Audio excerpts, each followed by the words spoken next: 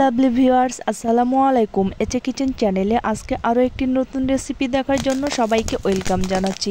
আজকে আমি ফুটন্ত গরম তেলে ভুট্টা দানা দিয়ে দারুণ মজার একটি রেসিপি তৈরি করে দেখাবো, তাই শুরু থেকে শেষ পর্যন্ত দেখবেন, খুব ভালো লাগবে। তো চলুন রেসিপিটি দেখে নিই। আজকে রেসিপির জন্য আমি এখানে ছোট দানার ভুট্টা নিয়েছি।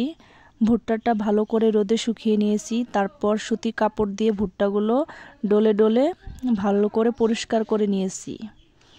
ভুট্টাতে অনেক ধুলোবালি থাকে, যেটা আমরা খালি চোখে দেখতে পাই না, তার জন্য ভুট্টাটা ভালো করে পরিষ্কার করে নিতে হবে। তো আমি এখন এখান থেকে ভুট্টা নেব ভাজার জন্য। আমি এখান থেকে হাফ কাপ ভুট্টা নিয়ে নিচ্ছি। চুলায় একটি কড়াই বসিয়েছি। এখন এখানে পরিমাণ মতো তেল দিয়ে দিচ্ছি। আমি রান্নার সাদা তেলটা দিয়ে দিচ্ছি। তো তেলটাকে খুব ভালো করে গরম করে নিতে হবে।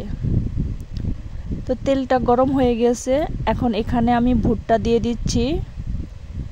এখন খুন্তি দিয়ে দু একবার নেড়ে চেড়ে দেব। এই দেখুন, পপকর্ন ফোটা শুরু হয়ে গেছে। এখন ঢাকনা দিয়ে ঢেকে দিতে হবে, না হলে তেল ছিটে গায়ে এসে পড়বে।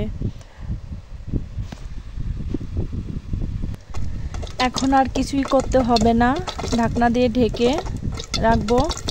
যতক্ষণ পর্যন্ত ফুটতে থাকবে পপকর্নগুলো, ততক্ষণ পর্যন্ত চুলার উপর রেখে দেব। পপকর্ন ফোটা শেষ হয়ে গেলে চুলার থেকে নামিয়ে নেব।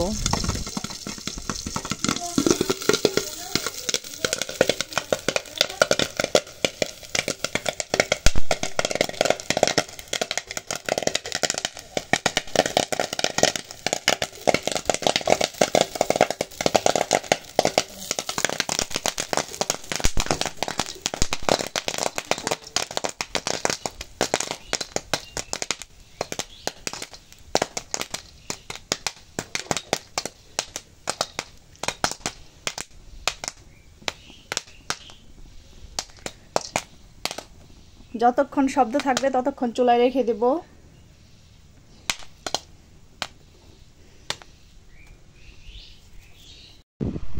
দেখুন, হাফ কাপ ভুট্টা দিয়ে কতগুলো পপকর্ন হয়ে গেছে। তো এখন চুলাটা আমি বন্ধ করে দিচ্ছি আর পপকর্নগুলো চুলার থেকে নামিয়ে নিচ্ছি।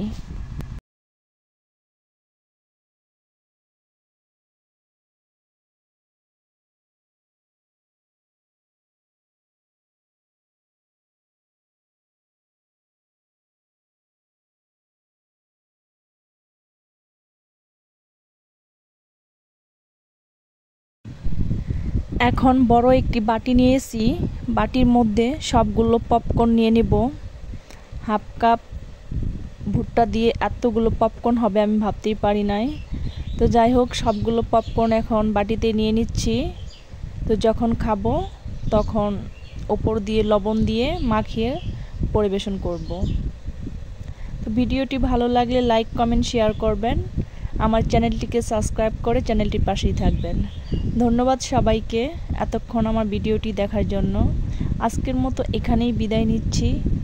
আল্লাহ হাফেজ।